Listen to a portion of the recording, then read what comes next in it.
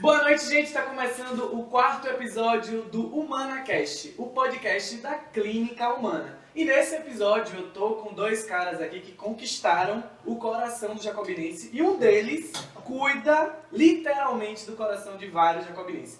Esse episódio e os outros você acompanha aqui no YouTube da Humana completinho, tá? Não assistiu? Volta, tá? Que dá tudo certo. Aproveita e já compartilha para seus amigos aí, que é muita informação. E eu vou deixar de falar, porque eu vou chamar eles dois aqui. Eu tô com Dr. Laudenor, cardiologista, e Guilherme Nani, ginecologista e obstetra. Vocês já viram ele aqui no primeiro episódio. Não assistiu? Só conferir aqui no canal da Humana. Boa noite, sejam muito bem-vindos. Boa noite, senhores. Obrigado, querido. Isso aí. Uma honra. A honra toda minha. Hoje eu vou ter várias perguntas aqui para fazer. A dinâmica do podcast é a seguinte, né? Quem ainda não assistiu, você manda as perguntas na caixinha de perguntas no Instagram da Humana Jacobina, que é o Instagram da Clínica Humana, tá? E a gente vai responder aqui com o profissional. Tem várias perguntas, mas a primeira é: Dr. Laudenor, por que cardiologia? De muito longe, porque eu gosto de paciente grave. A minha vida profissional começou, né, com o lidar com doente grave, e aí foi um dos meus, né, primeiros 2 anos, pouco depois disso, né, pouco mais, 2 anos e meio depois de formado na UFBA, eu estava mergulhado no cuidado do doente grave, né, no Hospital Roberto Santos. E acabou que, confesso que não era uma ideia, mas não era mesmo uma ideia fazer isso. Nunca pensei. É mesmo? Juro, eu ia ser cirurgião, eu entrei em muitas cirurgias com o professor Jorge, com o professor Roberto Tude, de quem eu fui, né, estudante de iniciação científica dele. Foi massa, eu entrei no mundo de neurocirurgia, universos fantásticos, assim, mas depois que me formei, eu acabei entrando no universo do cuidado doente grave, que, ok, eu tive alguns ícones, algumas pessoas que inspiraram muito, assim, sabe? De longe, a mais importante foi o Dimitri, e Dimitri é um expoente, assim, poucas pessoas não são fãs incondicionais, eu queria ser mais ou menos 1/100º de Dimitri Guzmão. E por que não cuidar de doente grave? Bom, existem várias formas de você cuidar de doente grave, né? E foi lá no Roberto Santos que nasceu a ideia de por que não? E eu me envolvi bastante com o pessoal do Serviço do Hospital Ananelli. O meu grande professor, o grande mentor da cardio, inicialmente foi o professor Sarmento, né, intensivista, cardiologista. E eu acabei entrando no Ananelli, fazendo a residência de cardio. Foi incrível, porque a residência é muito doente grave, muito doente grave. Então foi um lugar muito confortável para mim, sabe? Eu não entrei pensando em fazer cardiologia, eu pensei em continuar cuidando de pacientes críticos. Foi assim que eu entrei. Engraçado eu estar falando isso agora, porque assim, eu nunca fiz essa reflexão, porque nunca fiz, isso simplesmente aconteceu. E o ambiente da Ananelli sempre foi muito confortável para mim, porque era literalmente como se eu estivesse em casa, no São Roberto Santos, minha casa, sabe? Sim. O lugar onde eu trabalhava, às vezes, 120 horas na semana, sabe? Era assim. Às vezes, Às né? vezes, né? Mas a minha média era de 108 horas semana, uma coisa super equilibrada, tranquila, assim. Né? E foi muito natural. Então, legal essa pergunta, porque assim, eu tô me lembrando do primeiro dia no Ananelli, eu e meus mais 9 colegas, naquela turma de residentes daquele ano, e eu peguei uma enfermaria que era... Bom, espera que é uma enfermaria de hospital, tá tudo tranquilo, Gui, tá tudo tranquilo. Tô imaginando. Entrei já invadindo 2 pacientes, um transferindo para UTI, antes fazendo aquela invasão toda, colocando em ventilação mecânica. Eu estava em casa. Sim. Isso é uma coisa que me dá muito conforto.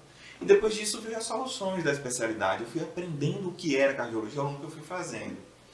E nossa, eu nunca fiquei tão confortável na vida, porque veio de uma maneira muito fluida. A cardiologia te encontrou no meio do caminho. Ela me encontrou no caminho. Foi bem isso mesmo, foi bem isso. Eu fui movido o professor Sarmento, né, que era meu chefe num dos serviços em que eu trabalhava, né, em TI, e ele como um dos chefes da enfermaria, um chefe de enfermaria lá no Nané, rapaz, por que você não vai fazer cardiologia? Eu disse, rapaz, não sei. Rapaz, você vai adorar, é divertido, tem isso, tem aquilo para fazer, a gente invade paciente de tal coisa, rapaz, isso deve ser um paraíso, e foi. A residência foi incrível. Que bom, mano. Massa demais. Foi incrível. De verdade, de verdade. Pense num ambiente divertido, foi minha residência. Adorei. Dá pra perceber, né? Não, o Laude, assim, cara, eu tô aqui do lado dele, eu até brinquei a hora que eu cheguei, falei que ia ser um sapo aqui hoje. Luciano até separou um sapo pra jogar nas minhas costas. Eu vim de sapo aqui. O ginecologista caiu no meio de uma mesa aqui de uma cardiologia. Mas assim, antes de continuar, só pra dizer aqui, Laudenor é uma pessoa tão querida, né? A gente vê na conversa dele, de como ele fala, a paixão que ele tem pela profissão, né? Então, o Laudenor é essa pessoa apaixonante que está do nosso lado aqui. Uma pessoa que eu tenho uma admiração muito grande, acho que todos aqui da Humana. Laudenor é um profissional, assim, extraordinário, tanto como pessoa, como médico, né? A gente tem até brinco com ele aqui, que ele tem uma capacidade intelectual, cognitiva, assim, estratosférica. É verdade, pô. Estou te falando sério. Corre na boca E é uma pessoa assim que acaba cativando tanto os pacientes quanto os colegas, os funcionários, as pessoas que convivem com ele. Então, assim, não tem como não gostar do Laudenor. Eu tô até... Eu tenho uma tensão aqui, um clima. Ó, o que acontece, na verdade, eu vou falar um negócio para todo mundo aqui agora, pro sul, de primeira mão, hein? Tem até 2 empresas multinacionais muito importantes no mundo que estão disputando mesmo a fé e fogo aqui um contrato com o Laudenor, sabia disso? É, a DC Comics e a Marvel estão querendo fazer um filme de super-herói com o Laudenor, meu. Quem é professor Xavier? Não, depois do podcast. Conversa esse rapaz. Laudenor no multiverso da cardiologia. Depois desse episódio E pra não... podcast, a gente pode enviar e eles E se não bastasse, Laude agora também tem um novo título. Laudenor é um intensivista mesmo. Passou na prova da sociedade, da MB. Inclusive, muito difícil, né, Laude? Foi sim. Nossa, eu imagino, cara, deve ter sido.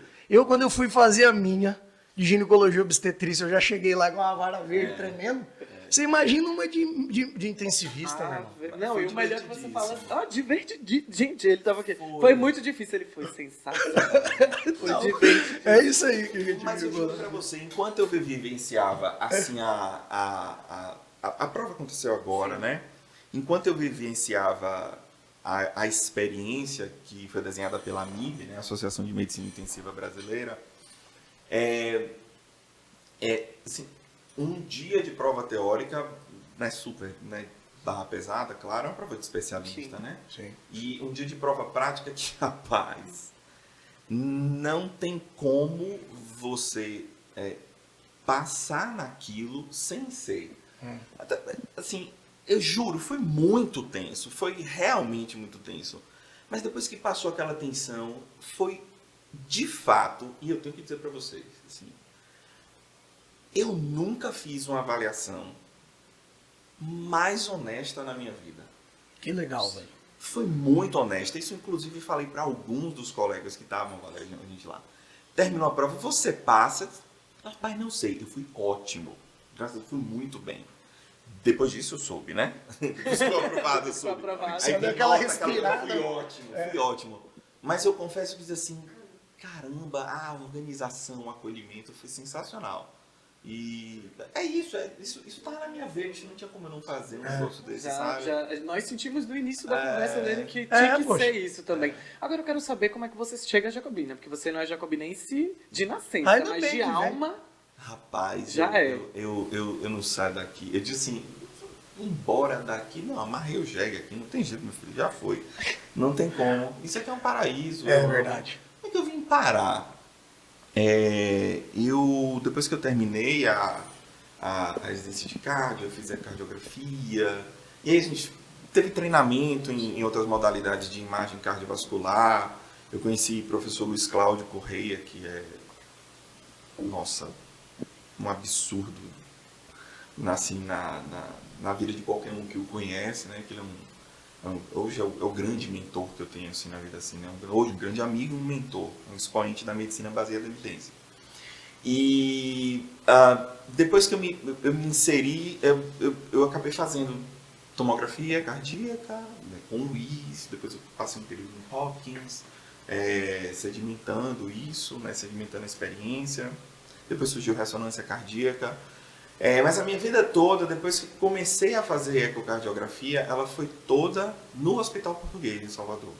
Por 7, quase 8 anos, eu me dediquei exclusivamente àquele hospital. Do mesmo jeito que eu fiz em todos os momentos da vida, eu vivi apenas um lugar. Apenas um lugar, assim, sabe? E foi incrível, assim, porque eu pude viver um serviço de uma complexidade muito grande, como foi o meu serviço de residência, mas eu como autor, não como residente, sabe? Eu, enquanto o médico assistente, o ecocardiografista assistente. Então, eu fiz uma formação muito legal, assim, sabe? Assim, eu me sinto muito confortável com o conhecimento que eu tenho. Eu não sei tudo, óbvio, nem de longe eu quero dizer uma coisa dessa, está muito longe disso. Mas eu aprendi limites, sabe? Que eu acho que é a coisa mais importante na vida do médico. Eu disse, rapaz, eu não sei, que eu acho que é a coisa mais fabulosa que a gente pode aprender. Não sei, não. Exatamente. Sabe? É a coisa mais honesta que você pode fazer com o outro e consigo mesmo. Sem dúvida. E chegou num tempo que a vida no português, ela trazia um consumo muito grande. Eu tenho que dizer isso, o que eu vou falar agora com muito orgulho.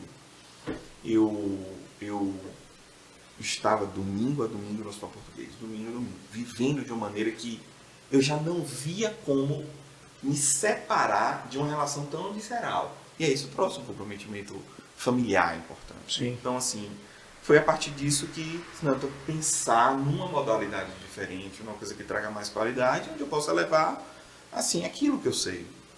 E eu comecei a experimentar a possibilidade de vir para o interior, para alguns lugares. Eu comecei a fazer isso mais em fevereiro de 2017 e um amigo que é cardiologista, Igor Lessa. Sim. Igão, maravilhoso. Gente boa demais. Um grande amigo. Valeu, Igor. Satisfação, irmão. Um abraço. Igor é seguramente o grande responsável de eu estar aqui. Ele é o número 1. Igor Igor muito obrigado. Você salvou o Jacobina. Igor, ele já falava de vir para Jacobina bem antes, quando ele trabalhou aqui. Enfim, o que se pode oferecer numa cidade como essa, em que tem, tem uma demanda, especializada muito grande, é bastante coisa, sabe? Que você pode oferecer para a cidade. Bom, foi a partir daí, Igor sabia que eu estava indo, claro, a gente sempre se falava, eu comecei a vir aqui para no entorno. Ele disse, não, eu vou dar o contato seu para uma pessoa. Foi o contato de Sil. Só foi só uma ligação com o Silmar. Silmar anda sequestrando. A gente brinca. Não, a gente brinca com o Sil aqui que Sil, ela tem os tentáculos de um povo. Que ela pega amizade com todo mundo, cara. Ela pega o tentáculo aqui em Cláudia, Elisa. Sil consegue. Obrigado, Silmara, trazendo grandes profissionais para Jacobina também. São os tentáculos. E aí eu confesso que naquela exploração de ir para um canto e outro, eu só vim uma vez para cá. Uma vez. E, se eu não me engano, foi no final de maio ou no começo de junho de 2017. Só foi aquela vinda, um dia inteiro de trabalho aqui, que não tinha como não ficar. Era impossível não ficar, sabe? Nesse mês de junho, eu e minha esposa, a gente tomou a decisão de que a gente ia se mudar pra cá. A gente não estava com a agenda completa, né? Tem compromissos grandes para cumprir, mas a expectativa era muito grande, pronto. A gente alugou uma casa em outubro com a proposta de mudar em dezembro, mas tinha que alugar em outubro, senão ia perder a casa. E pronto, a gente veio e foi incrível, foi incrível. Foi muito apoio, muita coisa, muita experiência boa aqui na cidade, sabe? Eu fiz bastante coisa agora, o que? De junho, a gente tem aqui 2022, então eu fiz agora 5 anos na cidade, né? 5 anos agora. Não, e eu acho que Láudia tá muito... Jacobina é fantástica. Assim, essa tem aqui é maravilhosa. Como Jacobinense aquela famosa história, sou... bebeu água de Jacobina e não vai mais embora, né? Como jacobinense que sou, eu sei basicamente o que vocês estão dizendo, diferente de que eu não vim aqui para ter uma experiência, eu já nasci na experiência. Fantástica do que é. O meu filho mais novo é jacobinense. Paulinho é. Tem inveja dele. Eu era baiano e não sabia, bicho. Pois Tá é. vendo? E Jacobina tem essa magia. Agora, estamos em um período bem complicado para o brasileiro, que é a Copa do Mundo. E a pergunta que eu quero fazer para o Dr. Laurino, você também é fervoroso de ir para a frente da televisão assistir o jogo? Eu? Ah. Rapaz, meus moleques têm que tampar o ouvido, porque eu fico xingando o tempo inteiro. Essa é a questão, doutor Laudino. Como preparar o coração para essa Copa do Mundo no Catar? Rapaz, é assim. Os brasileiros são conhecidos por terem assim uma relação visceral com o futebol, né? Aham. Mas assim, a gente tem alguns estudos observacionais, né, pelo mundo que trazem informações mais e mais consistentes do seguinte. Então, pessoal, se liga.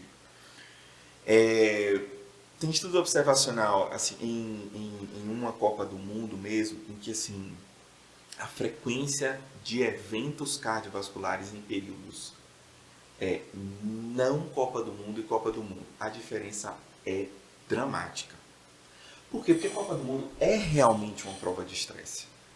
E aí, agora eu falando aí, você, por favor, dê um desconto. Brasileiro não tem relação normal com o futebol. Brasileiro tem uma relação louca com o futebol, né? A gente fica, nossa senhora, o negócio tá nossa senhora. Então assim, não é uma criação a ideia de que os eventos cardiovasculares acontecem mais na Copa do Mundo. Então assim, o que é que salva essa pessoa? Cerveja. Uma coisa que... Ou se entupir de remédio, né? Assim, de longe, o que vai salvar é uma coisa que provavelmente não é admissível. É não ver jogo. Né? Ficar completamente... Isso não é. Mas, assim, é controlar os fatores de risco antes do evento que vai fazer você submeter ao estresse. Sabe? Então, assim... Muitos dos eventos cardiovasculares acontecem em situações de estresse, seja, por exemplo, relação sexual, no curso do exercício físico. Esses são os momentos em que as placas de ateroma elas tendem a estabilizar mais e as pessoas acabam fazendo o evento cardiovascular, seja o infarto, seja o derrame, né? O infarto, principalmente porque ele é, assim, para que vocês tenham uma ideia, assim, num momento de estresse, num momento, não importa se ele é físico ou emocional, né? Emocional, quando a gente está falando da coisa do futebol, ele aumenta muito o consumo de oxigênio pelo coração. Dá uma ideia, o coração consome muito oxigênio, uma quantidade absurda de energia. Se, por exemplo, Guilherme Pode pôr, eu sou um sapo, você pode me usar de exemplo. Pode usar de assistindo. Qual a sua frequência de repouso, mais ou menos, você acorda de manhã? 58. Pronto, 55. É moleza qualquer pessoa num jogo do Brasil. Qualquer coisa mais emocionante, você ir para 120. É muito tranquilo.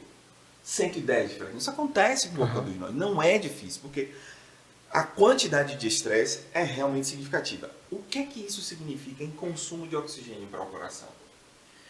A relação do consumo de oxigênio com a frequência cardíaca, a relação é direta. Se Guilherme tiver 58, 60 de frequência e for para 120, ele dobra a frequência cardíaca e dobra o consumo de oxigênio. Então, em pessoas em que você tiver uma placa coronária que faça uma lesão significativa, mas o indivíduo não está na iminência, sabe, não é crítica, ele pode ter isquemia, sabe, porque você simplesmente dobra o consumo de oxigênio. Dobrar não é porque coisa é muita coisa. É mas muita coisa. Junto com isso, vem uma outra variável do consumo de oxigênio miocárdico, que é a pressão sistólica, né? Aquela pressão mais alta, né? A pressão da gente, 12 por 8, pronto. Sim. O 12 é a sistólica. Se o indivíduo sai de 12 para 18, ele aumenta em 50%.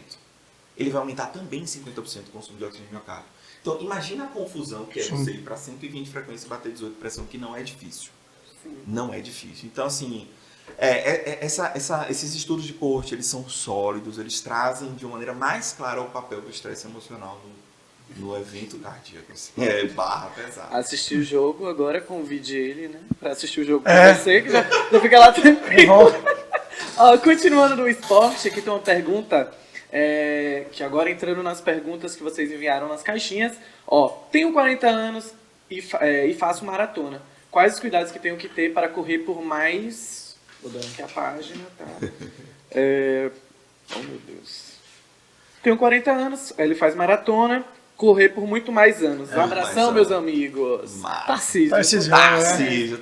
Os maratoneiros aí de plantão. Tarcísio corre muito, é um cara Tarcísio. bem dedicado, é um atleta mesmo. Tarcísio é um monstro. É um bichão. Ele tá um monstro. Tá mesmo. Dá muito orgulho, de Dá, verdade. sim. É uma coisa espetacular. Repare só.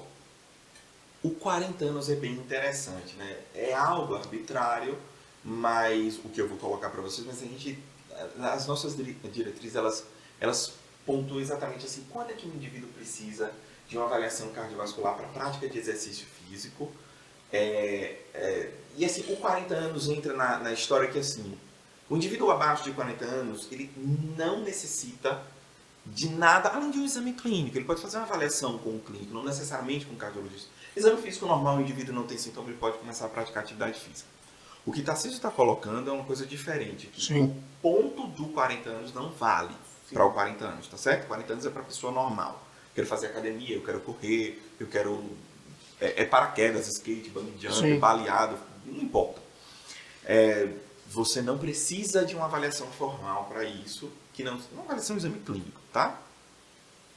Mas o indivíduo que vai praticar uma atividade física em nível de competição é uma coisa diferente. Por quê? Porque isso é um Copa do Mundo piorado. É uma prova de estresse Sem dúvida. muito intensa. Né? Ninguém Sim. já fez, né, provas de Sim. desempenho e assim, sabe o quanto isso consome, né? E consome muito. Qual a importância de um indivíduo que quer fazer maratona e quer continuar a fazer maratona? É a gente tentar identificar cardiopatias estruturais que aumentam muito a chance de morte súbita. Então, quantas das vezes não, né, você não deve ter visto na TV um jogador de futebol caindo duro no O chão? último foi João Paulo Diniz aí, triatleta, com 58 anos já, né? Pois é. Tem alguns eventos desses que eles não são passíveis de prevenção. Mas a gente tem algumas condições passíveis de prevenção. Você tem alguns indivíduos que, e aí, podem ter algumas doenças de canais. Nossa, canulopatia deve ser extremamente difícil uma fechar o confusão. diagnóstico, né, cara? Infelizmente, muito das canulopatias, a primeira expressão é a morte súbita. É um terror. E a gente dá muito diagnóstico de canulopatia exatamente com a morte súbita ou a morte súbita abortada, aquela que o indivíduo para, Você consegue aparece um anjo da guarda, seja ele dentro do ressuscitar? hospital ou alguém resolve fazer uma reanimação e ele consegue sair daquilo, uma morte súbita abortada. Esse indivíduo, você acaba rastreando a família e descobre uma família de pessoas portadoras de canulopatias. Doença rara, vai ser difícil identificar, não é uma avaliação cardiovascular que vai identificar doença rara, em muitas vezes. Mas a gente consegue identificar, por exemplo, as expressões clínicas de Brugada, Marfan. Marfan, você identifica, a cardiomiopatia hipertrófica, isso tudo com exame não invasivo, super tranquilo de fazer, né? Ergométrico, eletro e um ecocardiograma. Eu vi até de um colega, rapaz, ele comentou isso influenciado por uma série muito ruim que ele presenciou. Eu lembro, isso aconteceu tem muitos anos. Ele, rapaz, não é possível que a gente não passe um dia. Eu não estou dizendo que eu concordo com isso, não. Tá. Claro. Não é possível que a gente não passe um dia a indicar ecocardiograma de rotina para quem vai fazer atividade física. Porque assim, é um exame realmente de baixo custo, nada invasivo. Não invasivo, né? Justamente. Som. Você não Simples. tem. Não tem efeito colateral algum, né? Um exame realmente muito tranquilo de fazer. E você pode identificar condições que simplesmente salvam a vida quando você identifica. Uma delas é a cardiomiopatia hipertrófica, que tem um potencial formador de arritmia. Não, e até uma tendência off-label mesmo, ficar usando exame não invasivo rotineiro, né? De Isso. maneira compulsória e universal. Isso. Tipo eco fetal. Isso. É pedido para todo mundo. Exato. A gente tende a utilizar ferramentas não invasivas que têm um potencial assim, de benefício, né, para as pessoas selecionadas assim, muito mais tranquilo, né? Eu fico preocupado quando a gente faz super indicação de exame, porque a gente também faz bobagem com muita informação. E as pessoas ficam com medo, né? Também. Ficam com medo. Rapaz, o que me aparece? Olha essa parte. O que me aparece assim, gente que fez um cardiograma uma vez na vida e faz todo ano porque descobriu que tem um sopro. A história do sopro é engraçadíssima. Porque isso é quase todo dia. Mas é o quê?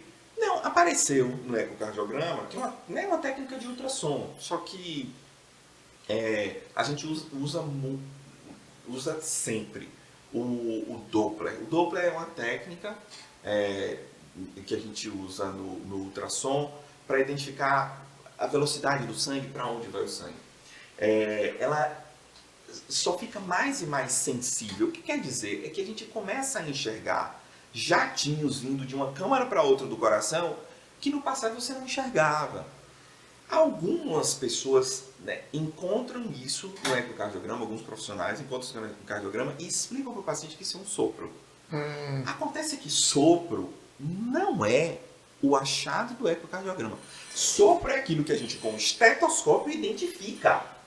Um achado de exame clínico à ausculta cardíaca. Exatamente. É um exame, aquele do estetoscópio. Se você encontra uma correspondência entre o sopro do exame clínico e o que vem no ecocardiograma, aquilo do eco não é um sopro. É um jato de refluxo, ou de estenose, ou de não sei o quê, que tem no ecocardiograma. Então o eco não se aplica, ou soltei do sopro, não se aplica para ecocardiograma. Então Certo, assim, justamente. acaba que as pessoas criam a impressão de que elas têm doença e veja assim, as pessoas sofrem muito com isso, sabe? De que tem, não, eu estou fazendo todo ano, aí eu olho assim, a pessoa dizendo, 25 anos de idade, todo ano volta a história. Por causa disso, Virou uma neurose, né? uma neurose, a pessoa acha que tem um sopro, isso não tem nada, porque você tem um aparelho de eco que é fantástico, é super sensível, e vai receber uma explicação de que tem uma coisa que não é doença. O aparelho é muito sensível, Sim. sabe? Então, é isso que 40 anos é um ponto de corte para indivíduos que vão fazer atividade física, não faziam, mas prática de atividade física em nível de competição é assim, de bebezinho até os 180 anos de idade, você tem que fazer. Porque você vai ser desafiado num nível que vai colocar sua vida em risco em potencial. Procurar um especialista e também cuidar da alimentação, tem que ter tudo alinhado. Só ali, puxar um ganchinho que a gente estava falando dessas avaliações de canulopatia, de cardiomiopatia hipertrófica congênita e tal. Logo depois surgiu esse surto de Covid, lá você ficou muito tempo relacionado com a infecção pelo Covid, UTI e tudo. Eu vi algumas recomendações, por exemplo, da Sociedade Brasileira de Medicina do Esporte e do Exercício, para que pessoas que tiveram, mesmo que quadros pouco sintomáticos ou até assintomáticos, fizessem uma avaliação com o cardiologista aí. Você me diz aí que tipo de avaliação que seria essa, para que ele pudesse voltar a uma atividade mais intensa também no exercício físico. Eu sou um atleta amador que gosta de correr, gosta de fazer meu futebol, gosta de fazer uma academia e tive uma infecção pelo Covid. Você acha interessante, no período de convalescência ou após esse período, eu fazer uma avaliação cardiovascular para voltar? Assim, hoje a gente entendendo melhor como o Covid... Na verdade, a gente assiste uma transformação incrível do que a gente viu de Covid, né? Sim. Eu fui testemunha ocular, assim, de catástrofes, né? Sim, Por conta da UTI Covid, daqui, da cidade, todo mundo que trabalha no UTI Covid ficou bastante sensibilizado com o drama de viver com um número absurdo de pessoas em ventilação mecânica com simples conforto respiratório agudo. Pra vocês terem uma ideia do que é essa catástrofe, e ela, graças a Deus, ela não aparece do mesmo jeito, nem de longe, nem de longe se compara, né? A vacina foi realmente foi uma coisa que veio do céu, porque, ou não sei, ou a gente acendeu ao céu porque, me permitam a licença porque eu estou revivendo isso, a gente estava no inferno. Essa é a impressão que eu tenho. Sim. era um inferno. Não foram poucos choros, assim, não foram poucas pessoas de 20, 30, 40 anos de idade que morreram por conta de uma catástrofe dessas, assim.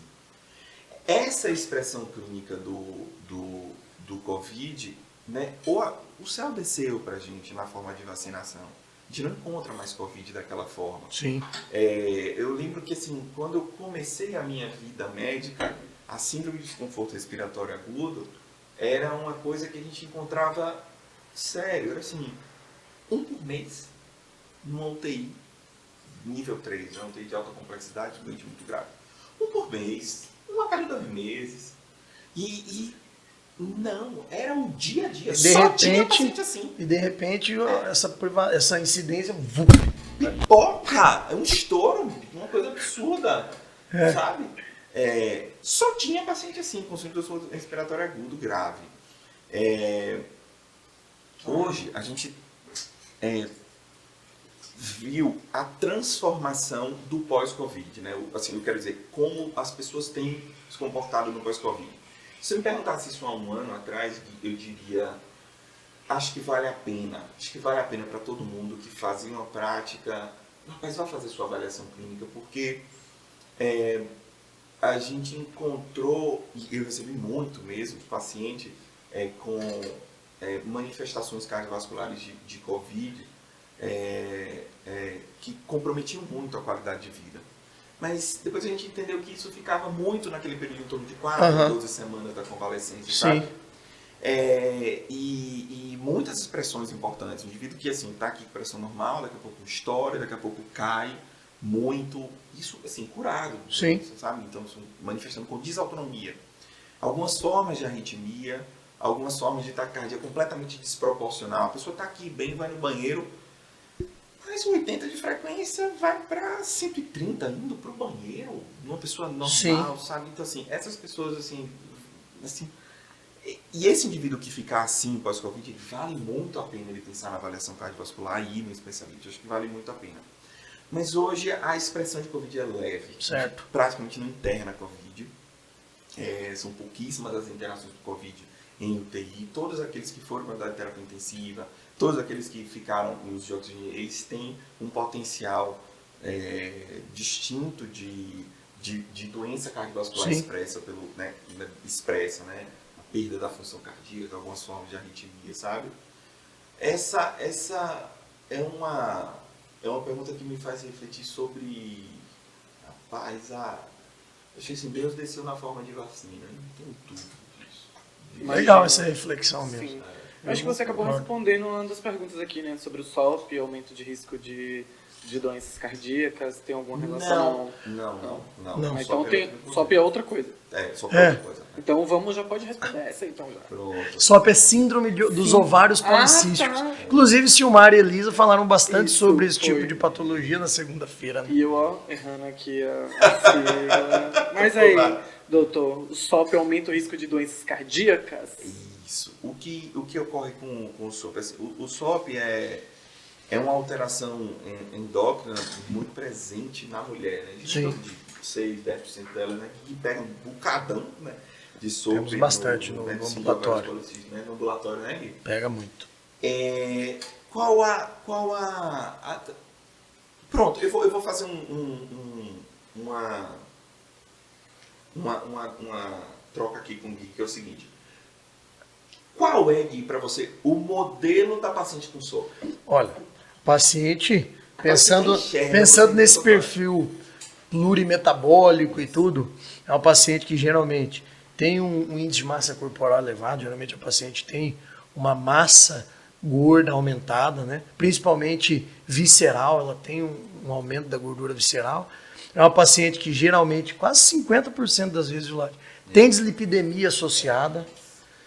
É uma paciente hiperandrogênica, então ela tem acne, ela tem pelos faciais que são inadequados para uma mulher, né? Muito parecido assim, em locais onde não é comum você encontrar pelos, tanto da espessura quanto na localização. Mais masculinizado mesmo. São pacientes que têm resistência à insulina, então geralmente tem uma glicemia alterada. É uma paciente que tem vários comemorativos que chamam a atenção para a doença cardiovascular. Desde a dislipidemia, resistência à insulina, obesidade central. Isso. E assim, o SOP ele acaba trazendo muitas dessas pacientes para o consultório da cardio exatamente por conta do encontro dessas alterações que Gui está colocando. De longe, o que a gente mais vê é a dislipidemia, né? A alteração do perfil lipídico, né? O colesterol total, LDL, por aí vai. A resistência insulínica, né? Aumenta bastante, mas também vem algumas alterações autonômicas, né? Exato. Então, a mulher pode ter alguns comprometimentos com flutuação de pressão arterial, pode ter comprometimento com as variações da frequência cardíaca que são bem discrepantes para o que era esperado para a idade dela.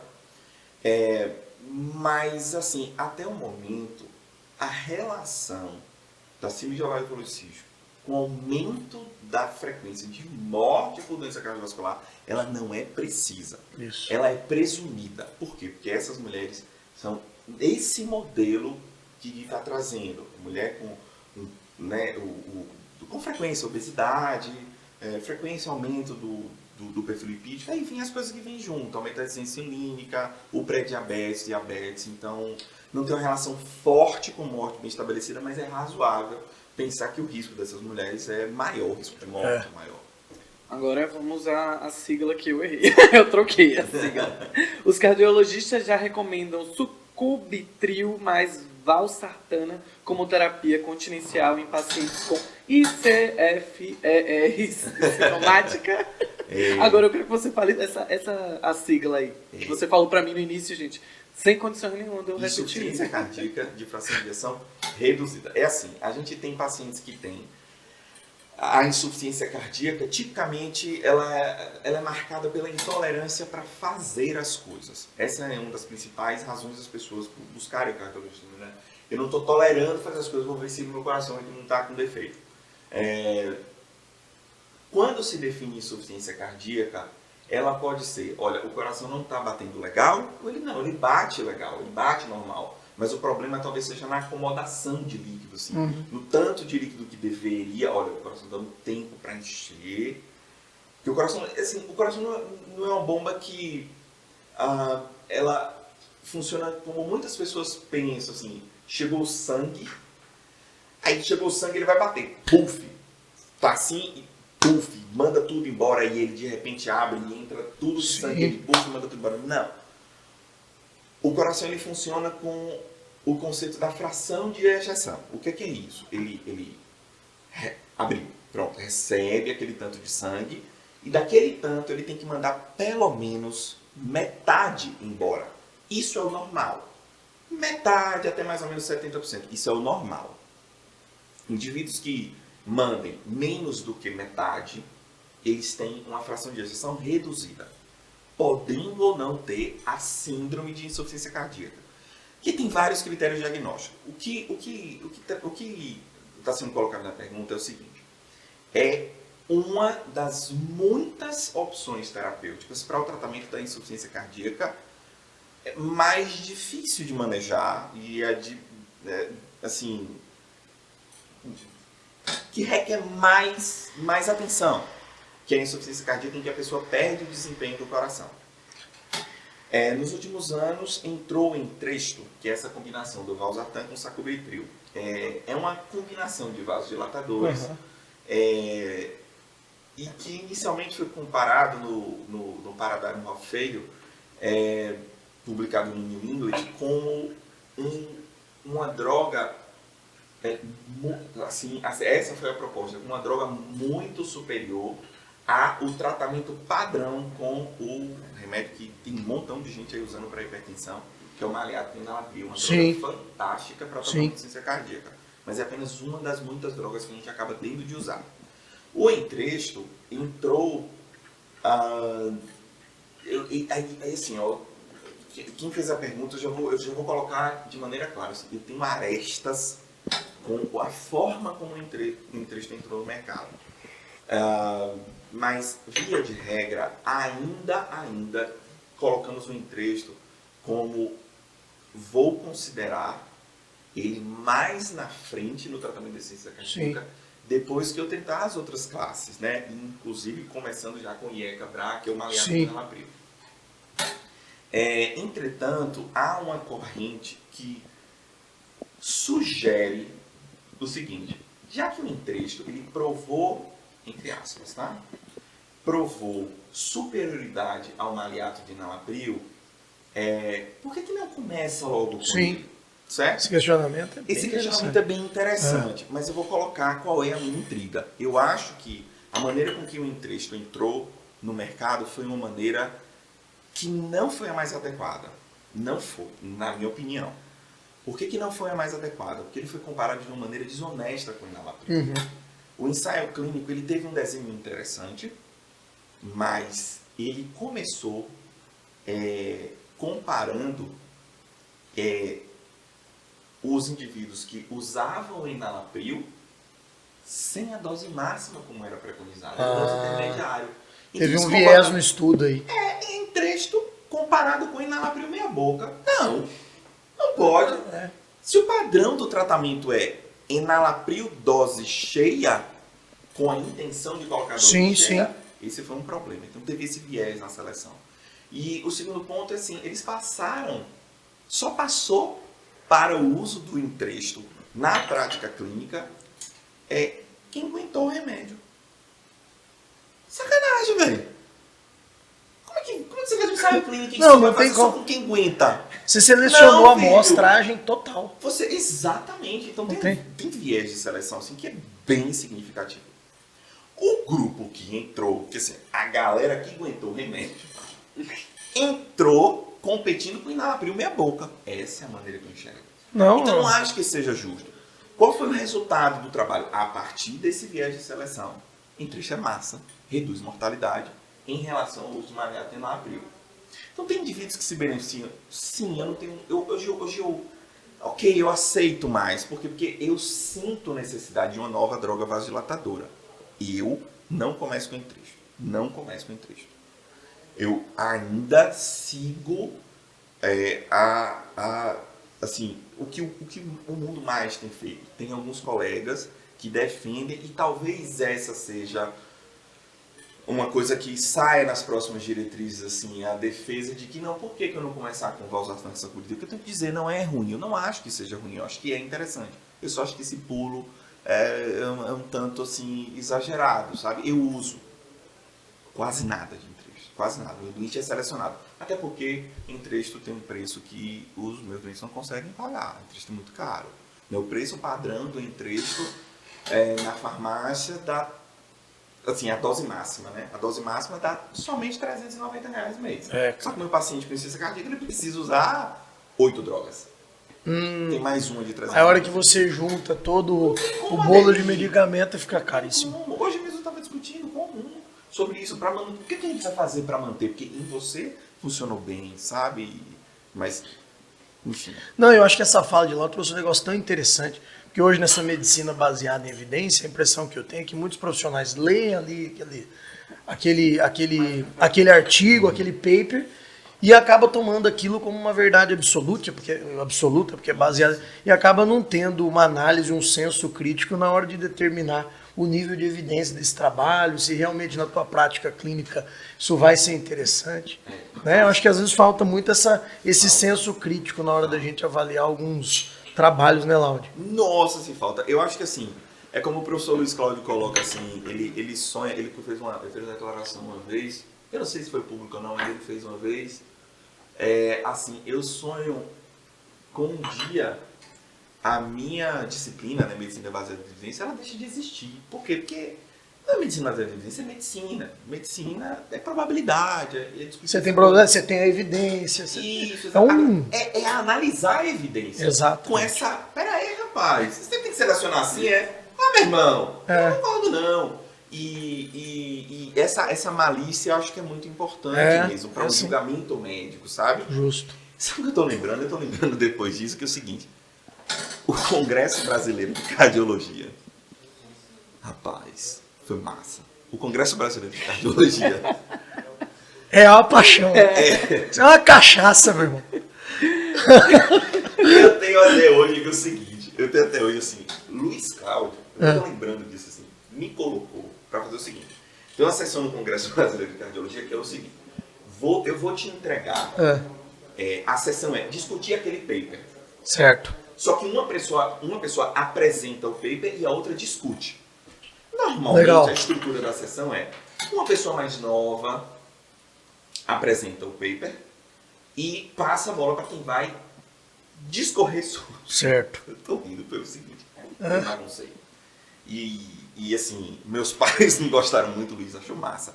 Por quê? Porque eu comecei aquilo que deveria ser formalmente, o que as pessoas estavam fazendo. Pô.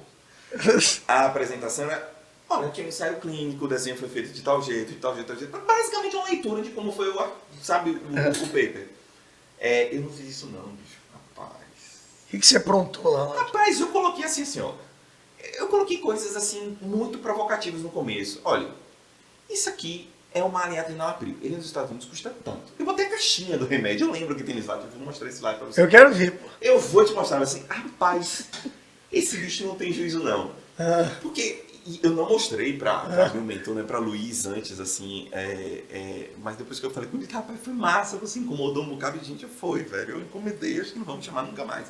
Mas assim, eu coloquei, vale a pena você colocar uma droga que custa, sabe, tanto mais, nos Estados Unidos, saibam vocês, assim, que Estados Unidos tem uma diferença muito grande em relação ao Brasil, as pessoas não fazem ideia como os brasileiros eles são protegidos pela legislação no que tange a comercialização de remédio. A indústria farmacêutica nos Estados Unidos tem um controle completo do mercado. No Brasil, não. Você não pode vender remédio no mercado ao preço que você quer. Então, há uma regulação na agência que é completamente diferente. Isso é muito legal. Então, nos Estados Unidos, as pessoas não têm acesso ao enalapril a custo nenhum, como aqui a gente tem. Porque aqui até a custo nenhum não tem. Lá não, o preço é realmente obsceno. Então, assim, eu tô lembrando que eu trouxe exatamente a provocação de que era para eu fazer uma apresentação do ensaio clínico. Olha, a seleção foi desse jeito. Mas não, eu comecei batendo como eu bati agora. Falei do mesmo jeito. Você chegou chutando o balde. Chutando bola na barraca. Eu disse, rapaz, peraí, rapaz. Brincadeira. Só não falei assim. Não, houve uma seleção completamente inadequada fazer desse jeito. E passei a bola, sabe? Assim, um colega que foi falar mais na frente, ele me olhou muito de lado. Eu não ligo não, eu tô tranquilo com isso. Tem uma pergunta aqui, são duas na verdade, que muito interessantes também. Quando a mulher tem pré-eclâmpsia, aumenta o risco de hipertensão no futuro? E a pergunta segue, né? Quem já tem pressão alta precisa acompanhar com obstetra e um cardio? Massa! O que acontece? A pré-eclâmpsia ela é um marcador que gira mais ou menos assim. A mulher que fez a hipertensão na gravidez, não tendo hipertensão, ela tem uma chance alta de desenvolver, estima-se algo como cara ou coroa, né? Os 50% de ter nos próximos 10 anos. Eu tenho que colocar uma coisa nisso. Esse número não é necessariamente culpa de uma pré-eclâmpsia. Hipertensão é uma doença muito comum, né? Estima-se algo como 3 em cada 10 seres humanos tem hipertensão. Então, altíssima. A frequência é absurda, né? Então tem a influência nesse número sobre isso, então aumenta muito. Essas pessoas de toda forma, né? Elas precisam de avaliação da pressão arterial pelo menos uma vez por ano. Nada de... A gente não está falando de virar a pessoa ao contrário para investigar, a gente está falando de hipertensão, buscar hipertensão. Porque depois, assim, o grande tratamento, né, da pré-eclâmpsia é o nascimento do bebê. Pronto. Não é isso, Gui. Exatamente. Tratou, nasceu o bebê. Essas mulheres podem ficar hipertensas por algo que gira em torno assim, de 12 a 16 semanas para se configurar ainda como específico ou não da gravidez. Passou 16 semanas, a mulher não tem mais hipertensão, ela não tem hipertensão e vai seguir buscando hipertensão ano a ano, né? E agora, qual foi a outra mesmo? Quem já tem hipertensão que está na gravidez precisa ser acompanhada por um cardio e um... A gente precisa ouvir sobre isso. Não, o que a gente costuma fazer é o seguinte, né? Fechou o diagnóstico de hipertensão arterial crônica no início da gestação, né?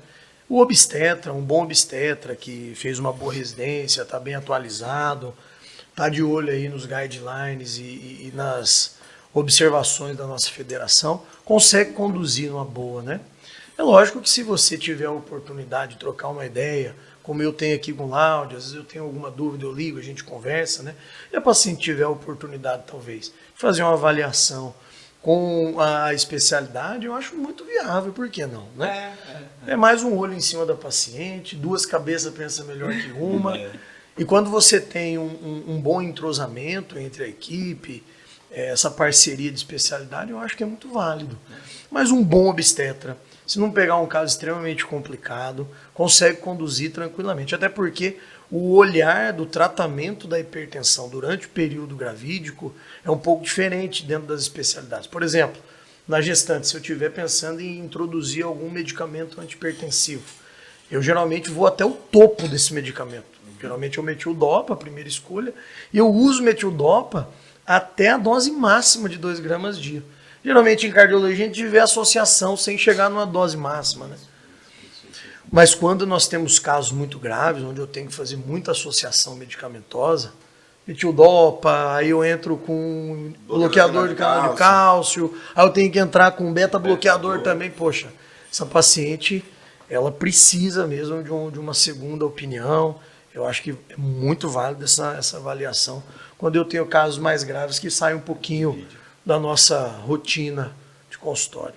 E quem é a mulher hipertensa? Isso tudo para dizer para vocês que é o seguinte. Quem é a mulher hipertensa que eu recebo aqui na clínica?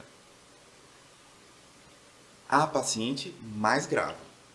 Essa paciente que Gui está colocando, assim, o obstetra com formação, né, excelente, ele não vai passar isso para o cardiologista. Assim, de praxe, não. Sei lá, eu acho que eu recebo 1 ou 2 de Guilherme por ano. Ele faz isso muito bem, sabe? Então, o cara é bom demais, não tem por que ficar mandando para um especialista, não. A rasgaçãozinha de cedinha lá, ele tá bravo. Não, o cara é fantástico, pelo amor de Cristo. Então, assim, agora, assim, quem é essa gestante hipertensa prévia ou não, hipertensa na gravidez que eu vou receber? Sinceramente, que eu mais gosto. Eu já disse, eu gosto de gente grávida. Então, assim, tô usando 3 remédios diferentes. A última foi uma paciente de Luciana. Você não sei quanto remédio. Adoro, meu irmão. Adoro. Confusão é comigo. De um modo geral, hipertensão, inclusive aí falando sobre as outras especialidades.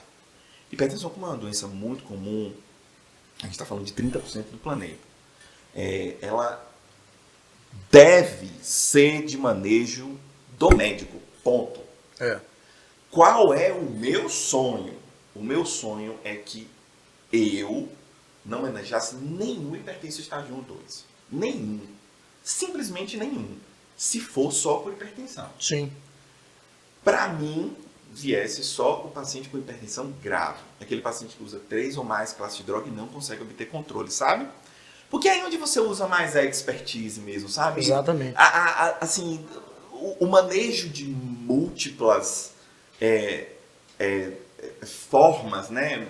Múltiplas intervenções diferentes para a mesma doença, isso aí é uma coisa que é mais complexa, que é mais da especialidade mesmo. Então, não é obrigatório. Se você tiver com Gui, você vai vir, como eu estou te dizendo. Guilherme tem 2.000 pacientes por dia, tem 150 mil pacientes já viu só no ano passado, uma coisa assim absurda. E assim, eu vejo muito pouco deles. Você tem que ter um bom obstetra mesmo.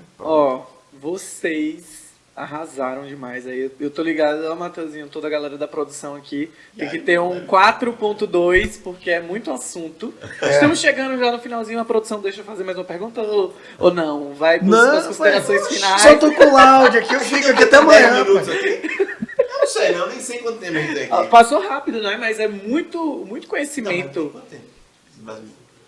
Coisa tranquila, vamos fazer 1 hora. Tamo de boa, não, nem. Juro que tá. A gente tinha 15 minutos só. Se você dissesse 15, eu disse 15. Vou fazer mais uma pergunta então, tá? Vamos. Tem esse aqui. Tive diagnóstico de arritmia. É verdade que com o tempo desaparece? Rapaz, a arritmia é uma confusão tão grande. Nossa Senhora. Porque assim, a arritmia, gente, é uma denominação genérica para qualquer batimento imprevisível. Pronto, simples assim. Então, assim, você tava assim em casa, rapaz, vai começar o jogo do Brasil. Pronto, bateu 3 vezes. Isso é uma arritmia, ponto. Agora, isso é uma doença? Não necessariamente. Na imensa maioria das vezes, não. Aí eu vou colocar outra coisa. Eu disse que comecei a minha vida com doente grave. Sim. Entrei na residência da Neri só doente grave. Não tinha um leve. Você mal sabe dizer o que é normal, de tão grave. Sabe, eu costumo dizer, imagina. será que a gente vai aprender nessa residência a saber o que é uma pessoa normal? Porque a gente só vê doente muito grave. Essa foi uma coisa fantástica da nossa residência. E o que eu posso dizer é que eu me perdi. Eu estava falando do... Tava falando de arritmia. Da arritmia, pronto, então. Ele foi lá pra Naneri. Ele foi pra Naneri, rapaz, porque isso quando mexe com Mas você, é isso, é paixão, cara. É paixão, é papai demais, é massa. Se não for assim, não Coração apaixonado. Então, assim, o que acontece com a denominação da arritmia é que ela é genérica. Lembrei, no nosso texto padrão, Brown-Aud, você encontra assim, uma menção com que frequência, qual a frequência com que um determinado perfil de paciente vai para o cardiologista. E teve um dado que eu relutei muito a compreender. Até 40% das consultas em cardiologia, até 40%, bicho, 40%, são precipitadas, desencadeadas por sintomas relacionados à ansiedade. E o carro-chefe é muito alto. É palpitação.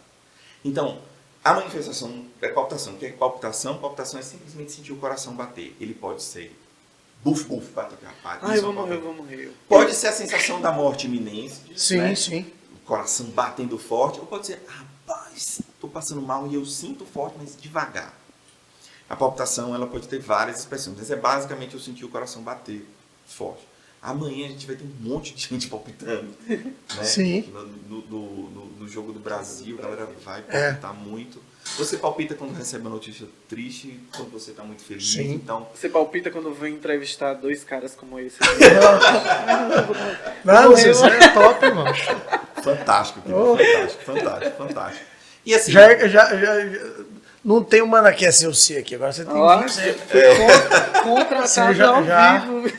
Já pregou a cadeira aí, já. E assim, a principal expressão clínica das arritmias é a palpitação. As arritmias que a gente chama de malignas, elas têm expressões mais complicadas. A típica do coração, né? Hoje a gente me preocupa com a arritmia quando? A mais importante de todas é aquela mais difícil de reconhecer, mais difícil de salvar, que é a morte súbita. Essa costuma ser... As canulopatias que a gente falou um pouquinho para trás. Tem uma forma de arritmia que as pessoas chamam de infarto fulminante. Na verdade, o infarto fulminante não ocorre porque o músculo morreu, aquela coisa. Não. Ocorre porque no curso do infarto, naquela confusão do músculo ficar mais fraco, um ou vários locais assumiram um ritmo maligno, incrivelmente alto ou muito, muito baixo, e a pessoa simplesmente desliga. Então, a arritmia cardíaca mais grave é aqui, desliga. Eu tô aqui, buf! Não é, gente, eu tô passando mal. Não, essa não é a típica cardíaca. A típica e a mais grave é, rapaz, o cara tava aqui conversando e bateu a testa na mesa. A pessoa estava aqui e simplesmente caiu para trás. Desligou o disjuntor, né? É como desligasse um disjuntor, certo? Essa é a arritmia que mais preocupa. Então, se a pessoa teve uma perda de consciência do tipo liga-desliga, não brinque. Isso até prova em contrário é muito grave. Síncopes, né? De causa inexplicada, aquela pessoa chegando, ontem eu tava, de repente eu desmaiei, me acordar... Poxa, você tem que mandar pro cardiologista. Você tem que mandar pro cardio. Isso aí pode ser uma arritmia muito grave, sabe? Agora, a arritmia pode desaparecer com o tempo, foi isso que você falou? Foi. Com o tempo, é isso. Ela pode simplesmente nunca ter existido, porque você tá chamando talvez aquilo de arritmia, por exemplo, uma coisa que aparece um bocado de eletrocardiograma por aí. A arritmia sinusal respiratória. Não é nada. Taquicardia sinusal. Vai dar amanhã você vai estar em taquicardia sinusal amanhã. Assim, tomara que seja por uma boa razão, que a gente vai ganhar, sabe? Essa coisa toda. Então, é uma arritmia, porque você sai daquilo que é considerado como normal, mas não é nada que você deva intervir, tá? Então, sim, pode se curar. Como você vai curar uma coisa que não tem que ser curada? Porque a maior parte do que as pessoas chamam de arritmia não é coisa nenhuma. Mas você tá com estresse lá. Com a ansiedade, né? Não, é isso. Principalmente pela ansiedade. Isso. Principalmente é o carro-chefe do consultório. Eu acho que eu vou morrer. Eu vim pra cá porque eu acho que eu vou morrer. Eu tô palpitando, é quando você vai entender o contexto. É um contexto. Como é sua vida? Vive num meio bem estressante. Exatamente. Não, é meu pai assim, minha mãe assim, ontem, bala, assalto, tiro, conta bancária cheia ou vazia, tanto faz. Fui roubado. Fui roubado. Meu irmão. Exatamente. Assistiu o Jogo do Brasil. Assistiu o Jogo do Brasil. E é isso aí, gente. Muito obrigado para você que assistiu até aqui. Compartilha esse conteúdo maravilhoso aí para todos os seus amigos. Dá para você assistir o quanto você quiser. Não só esse, mas como todos os outros conteúdos. E fica ligado no Instagram da Humana Jacobina para ver qual é o próximo profissional que vai estar sentado aqui. Para você mandar as perguntas agora. O microfone está aberto para você fazer seu agradecimento, os dois, e mandar um recado para a galera que acompanha seu trabalho. Inclusive dizer aí para as minhas amigas, muito inveja, porque eu recebi uma aula aqui hoje. Estou muito feliz. Mas fica à vontade, já agradecendo a presença. Eu fico feliz de conversar sobre uma coisa que eu sou completamente apaixonado. Não deu para perceber. Você não percebeu, hein? Completamente indiferente com relação à cardiologia. Né?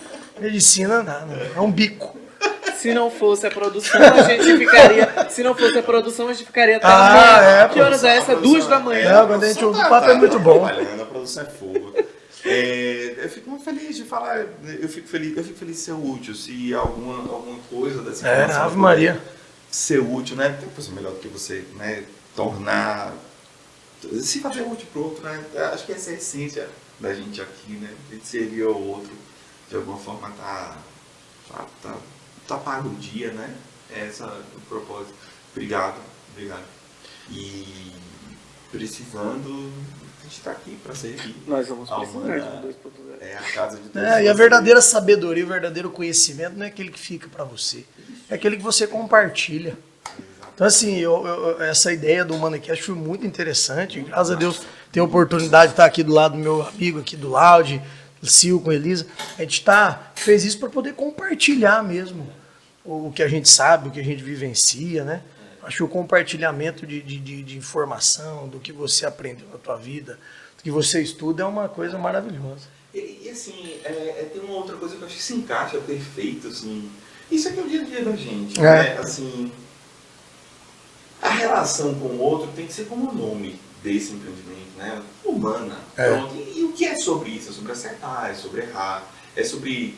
Rapaz, eu estou na dúvida, eu vou ali, vou entender o que está acontecendo. Eu acho que é sobre isso. É a experiência do compartilhamento. Exato. Né? Ser verdadeiro também. Ser verdadeiro também, com certeza. Assim, o produto aqui é dividir com os outros algo que não deve ser uma fantasia. Exato. Medicina vem do latim, né, Medere, que é o melhor caminho. Não é sobre cuidado da saúde das pessoas, não é o melhor caminho. Isso quer dizer medicina. Então, a expectativa é que todo mundo enxergue, e é isso que eu procuro fazer no tempo, exato. Assim, olha, a gente está batendo um papo aqui sobre uma coisa que não é para ser uma fantasia, não. Não é fantasia, não. A despeito do que Gui colocou, né, da contratação pelo mundo DC ou pelo mundo Marvel, não é uma fantasia. Multiverso da cardiologia. É uma coisa natural. A gente está falando sobre vida. Então, falar sobre vida é ser natural. Meu pai me ensinou um negócio muito importante. Eu levo isso dentro da minha vida profissional desde quando eu comecei. Guilherme, por mais que às vezes você não sabe o que o paciente tem, ou você sabe, mas tem que dar um diagnóstico difícil, ela tem que sair do teu consultório melhor do que ela entrou. É isso. Perfeito. Se ela sair melhor do que ela entrou, minha missão naquele momento, pelo menos um pouquinho foi cumprida. Perfeito. Falta ouvir, né? De novo. Não pode, tem que ouvir ao mínimo. Ao mínimo, isso é uma coisa sobre acolher mesmo. Acolher. É a palavra chave, né? Sem De dúvida. você ali comprar, principalmente você que pega casos assim que lidam com uma questão muito emocional também, que é o coração, né? Muito. Você cuidar do coração de alguém e tem é muito metafórico também sobre isso. Como Rapaz, eu o coração- falei, conquistar o coração do Jacobiense, ele cuida do coração do Jacobiense. Rapaz, o bichinho trabalha, viu, bicho? 6 semanas de gestação, 7, você vai fazer ultrassom e já tá lá. Do começo. Só para quando você vai embora Só desse para mundo. você ir embora. Exatamente.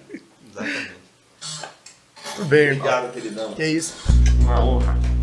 Tamo junto.